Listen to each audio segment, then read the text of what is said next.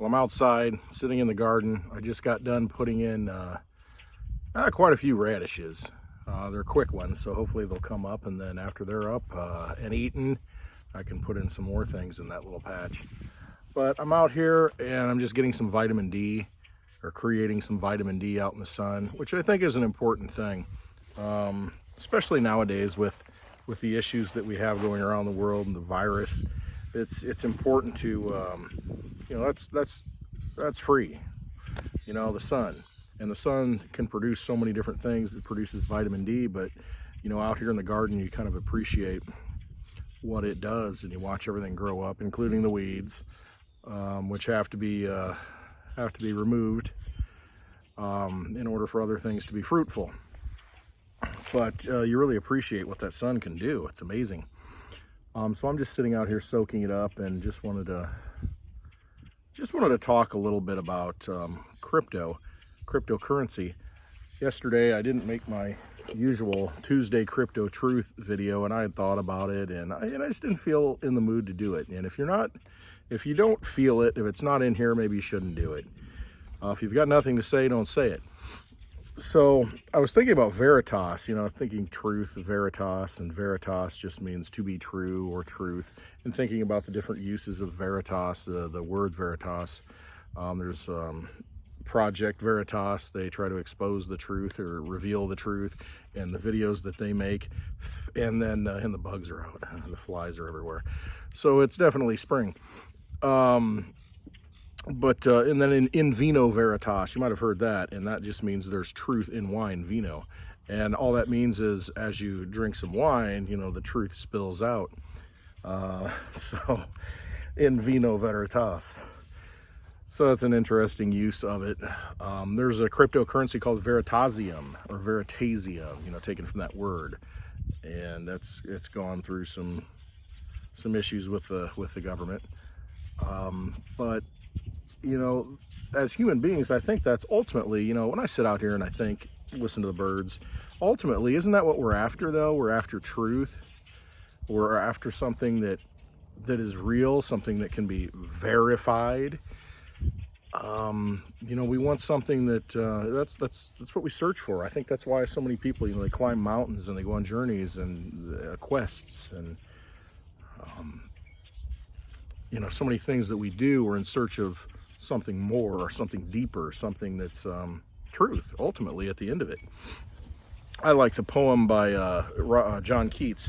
He's a romantic poet in England, and it was Ode on a Grecian Urn, and at the end, it's, you know, it talks about this urn, you know, that's found, this Greek urn, and it's got all these images. If you've ever seen a Greek urn, they have almost like a storyboard, where you see the characters around it and it tells a story.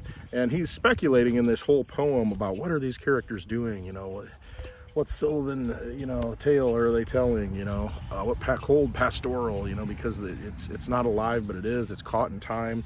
And, you know, how he admires the characters because nothing will change for them. They're in this state of just perfection, it seems. However, they can't ever change, you know. So he calls it a cold pastoral. It's a tale, a story about humanity, and it's a great poem. And at the end of it, it says, "Beauty is truth, truth beauty. That is all ye have on earth, and all ye need to know."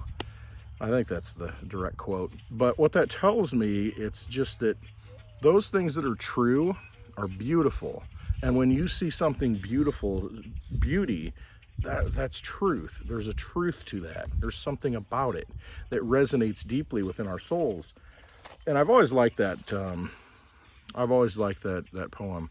John Keats, I think he drowned when he was maybe 24 or 5 years old. But his work, if you ever look at it, Keats, John Keats, and any of the romantic poets, in a time like this, where we have time to reflect, when we can revisit what makes us human, I think it's important to go back and look at those writings of people who really didn't fit into society and were looking for something else, and looking to nature for spirituality and connection to God, connection to the oversoul, as what one called it.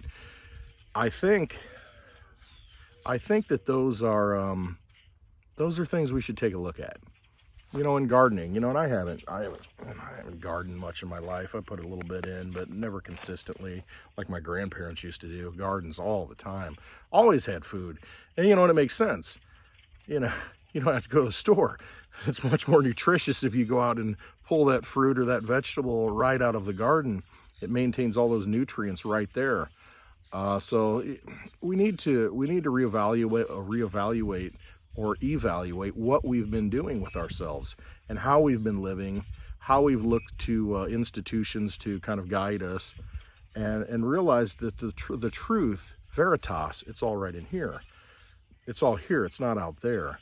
And we can use what's out here to guide us and give us lessons and look to nature for that as a compass. But ultimately, it comes down to it's all inside right here. We were born with it. You know, when we were born, we were never closer to God than at that moment. You know, we came from that spiritual realm to this physical plane, and I think we spend our whole lives trying to get back to that. And whether it's through art, through nature, through activities that we do,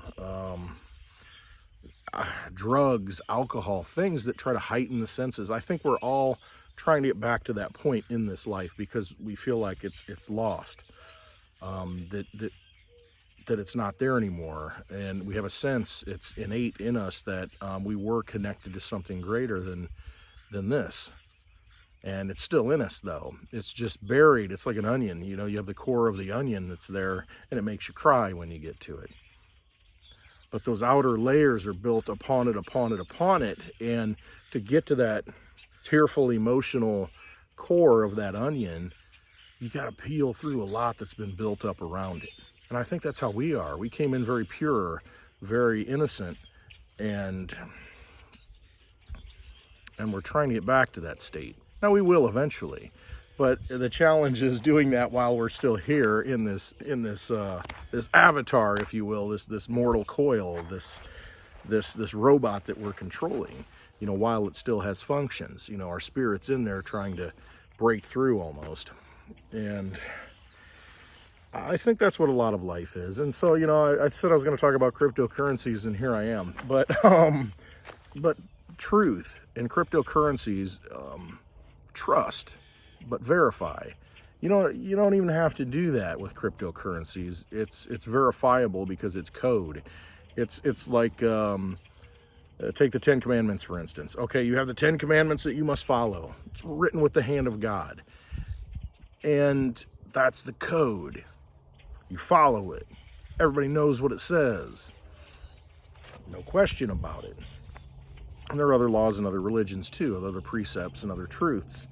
But you look at cryptocurrency, it's all out there. It's open source. The code, that code that's running on all these computers that validates these transactions and mines Bitcoin, mines Litecoin, mines Digibyte, it's all open source. You can go out and read it.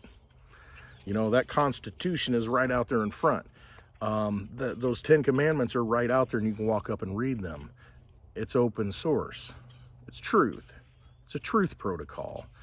And that's what I like about it. It's one of those things that I think, as I was talking about, helps us resonate with something greater, something. Yeah, the wind kicked up over here. My daughter's yelling at me.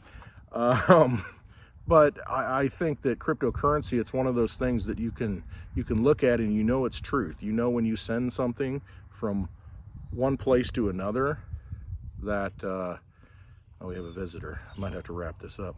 But you have that truth protocol, and you know what to expect. And I think that's very important that is the case. So, you know, take stock of those things that elevate our souls. Take stock of those things that are true, that can guide us to live a better life, you know. So whether it be gardening, whether it be cryptocurrency, whether it be looking to nature, whether it be reading the romantic poets, Those things are important, and I think we should take that time that we have now to look at those things again, rediscover those things. So those are my thoughts, and it's April Fool's Day, but I'm not telling any jokes, so that's about all I have to say. So it's a beautiful day, and I'm glad to be out here, but soak up that sun, enjoy the moments that we have here, and maybe we'll be able to reactivate some truth that that has long been forgotten. But check out some of those poems. I like John Keats. A good one to check out. So I hope you all have a great day. I love you all.